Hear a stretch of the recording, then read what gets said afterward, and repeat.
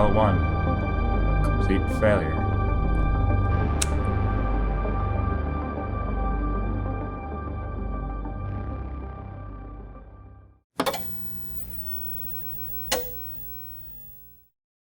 When I was a kid, my dad had a farm. I would go out with him early in the morning, help him with the feed. So this is what you and Quay have been working on? Yep. Seems exciting. Yeah. I couldn't find him one morning, so I went outside. So, how's your thesis coming along? Oh, we're actually researching the effect of LSD on monarch butterflies. Original. So this is what you guys have been working on? Yeah, the whole purpose beats me, honestly. I mean, Quay just has me watching these interviews for hours. Well, if you don't like it, then why do you still do it with him? I mean, you've heard how passionate this guy gets about his work. He claims that our research will change lives or something. Change lives? That's what every undergrad says about their research projects. I was the one to find him the next day. I was around 10, I think. He must have fallen into the pig pen. I saw one of his shoes sticking out of the mud, and at first I thought maybe he dropped it in or something. And then I heard the chewing. And the red streaks in the mud, and the clothing rooting their teeth. Listen, I'm not scared of anything. But when I see people eating and stuffing their faces,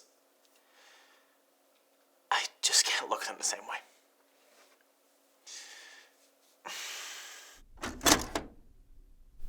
So where did you find this guy anyway?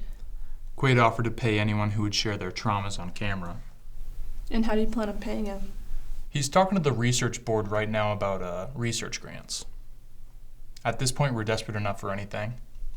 Besides, he's probably smoothing over things with the department chair right now. That badly, huh? Yeah, it was a bad test run.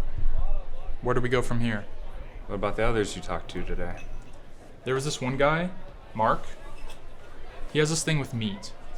But, Quaid, I can't keep listening to people babble about their childhood traumas.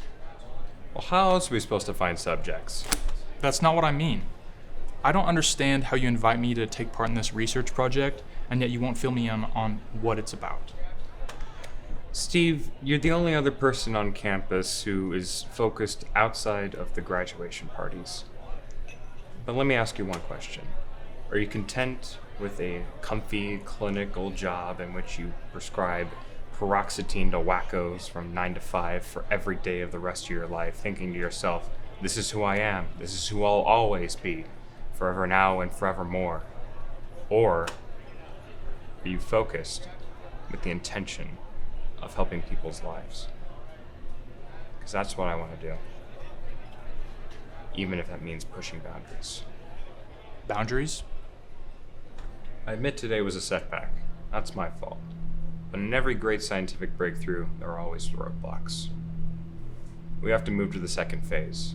If not now, then soon. You probably weren't enrolled yet, but this is the old psych building. Is it abandoned? Pretty much. It's far away from campus that is practically isolated. Before we continue, I gotta let you know about my experiments in here. Are we alone, Quaid? Not exactly. Jen Neal? Should sound familiar to you.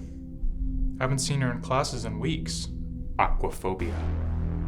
Ben Evans. At the age of 10, he knocked down a beehive. Had to spend a week in the hospital. Seeing a pattern yet?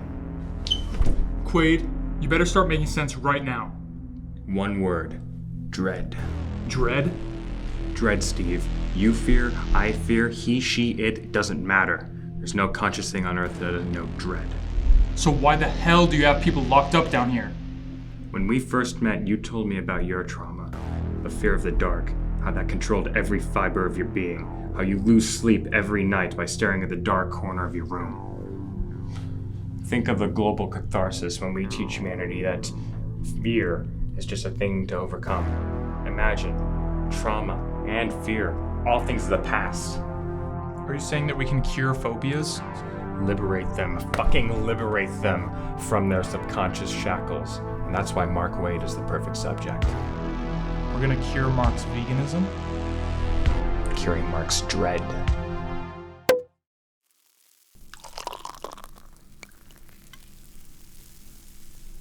Cheers.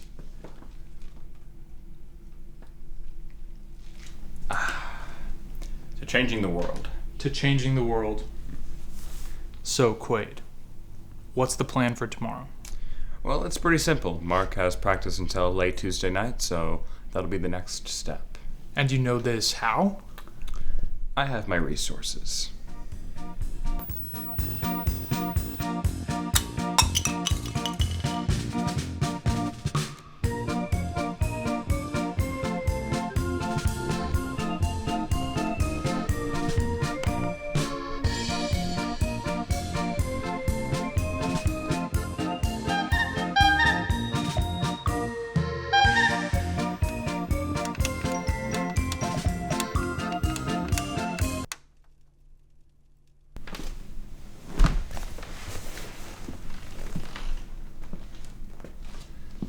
Steve, are you with me, or are you against me?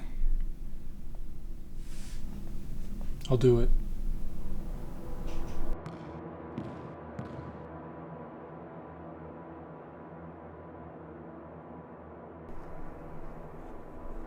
That better be my money, Steve. The fuck's your problem, Steve? Before I give you the money, Mark, I need to ask you something. Are you still afraid of the pigs? What? Me and Quaid have developed an experimental exposure therapy. We think it might solve your problem. Bullshit! You'll give me my money if you know it's good for you.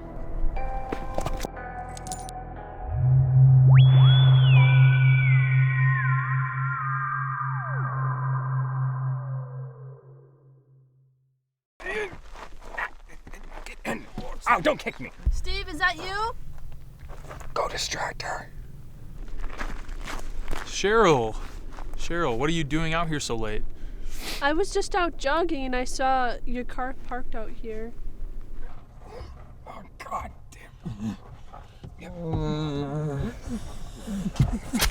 Is everything all right? Yeah, everything's fine. Never been better. What was that? That was the wind. Or it was Quaid. It was just Quaid. Hey. I thought you were alone. We gotta get going. We got a lot of things to do right now, so. Yeah. But We have a lot of work to do, Cheryl. Have a so- good night. Yeah. Yeah.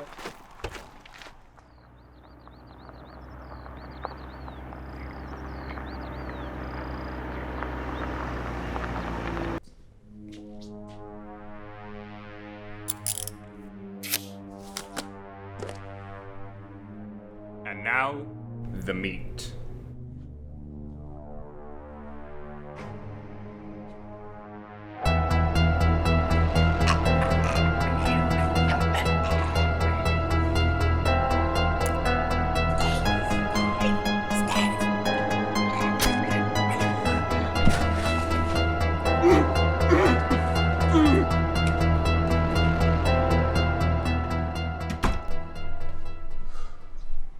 This isn't worth it, Quaid. What are you talking about? I'm done, Quaid. You're gonna let one little mistrial completely derail the entire experiment? What the fuck is wrong with you? No more of this shit. I'm done.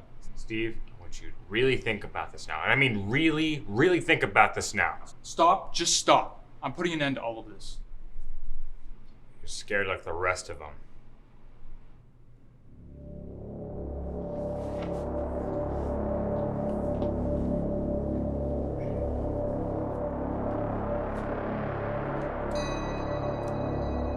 Test subject neutralized.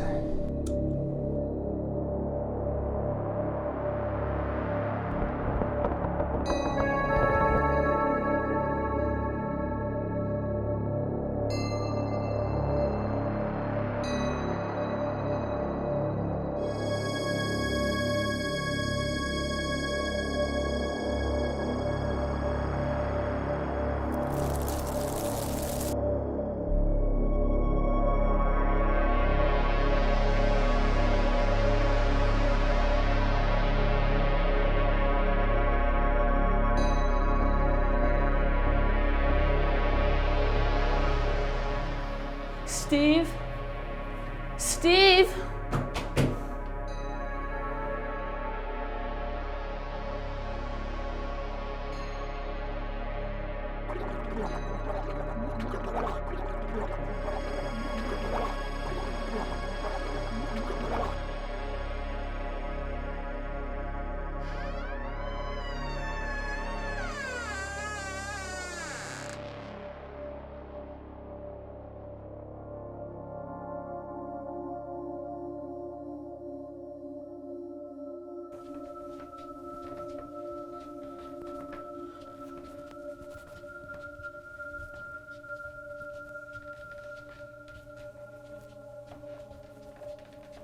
Steve?